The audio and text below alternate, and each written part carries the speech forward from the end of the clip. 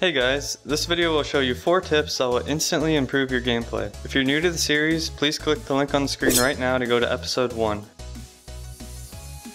The first tip explains how to build a creep wave up so that it takes down towers by itself. There are lots of instances where doing what I'm about to show you is extremely helpful, but let's just say your team wants to push mid. Before you go, you should set your minion waves up for success. You do this by going to a lane and killing enemy minions until your side has a very slight numbers advantage. In this example, I kill minions until it's 7 versus 7, but I have a cannon minion and one of theirs is nearly dead. Since my side has the advantage, what's going to happen is that the wave will slowly build up as it moves across the lane. It's like cooking. Since I've already put food in the oven, I can go do something else until it's ready. You can group with your team now or prep the top lane for even more of an advantage. In this example, I go to the top lane and start killing minions. As you can see, the bottom lane is already starting to grow. I leave this lane alone once it's basically 3 versus 2. Smaller initial advantages for your minions will make it so your wave gets to the enemy tower slower, but it will be bigger. Now that both lanes are prepped, it is the perfect time to group mid and try to get the tower. While our team would be sieging towers, let's look at how the minion wave would build up.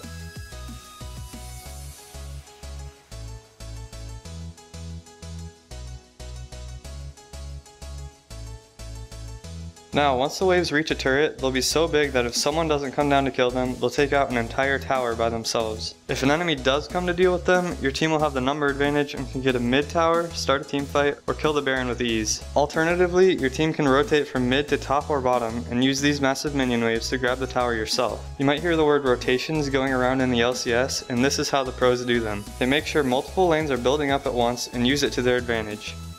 The idea of minions killing towers brings me to my next tip, which is local tower gold. Outer and inner turrets now give extra gold when you're near them when they fall. It doesn't matter if you attack the tower at all, you just have to be near it to get this extra gold. As you can see here, killing the tower gives 100 gold under my player. This is global gold, which everyone on your team gets. Since I'm near the turret though, I also get 150 extra gold, which is the local turret gold. Note that this local gold is split among all of your teammates that are near the turret, so if 5 people were all near it when it fell, each player would get 30 local gold.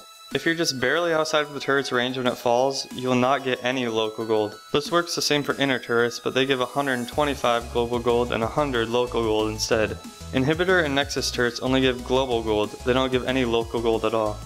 So to recap, outer turrets give 100 global gold plus 150 local gold, inner turrets give 125 global gold plus 100 local gold, and everything else just gives a set amount of global gold. Teams who take advantage of local gold can be up to 750 gold richer than those who don't, which can potentially decide the outcome of a game.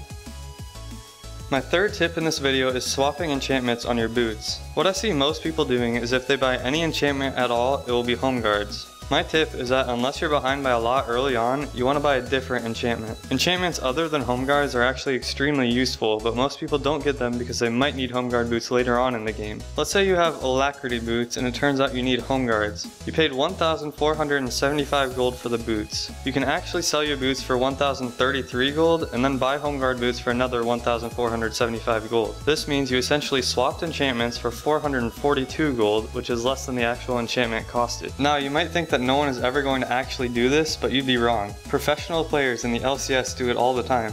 Next time you watch an LCS game, pay attention to the boot enchantments. They buy things other than home guards and swap if they need to nearly every game.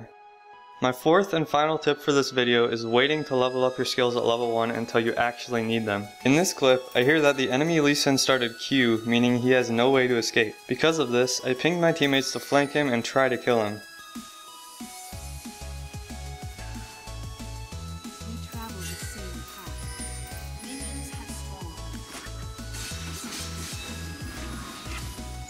If Lee had waited to level up and had started W instead, he could have war jumped to safety with the trinket. Unfortunately for him, he didn't and he died as a result.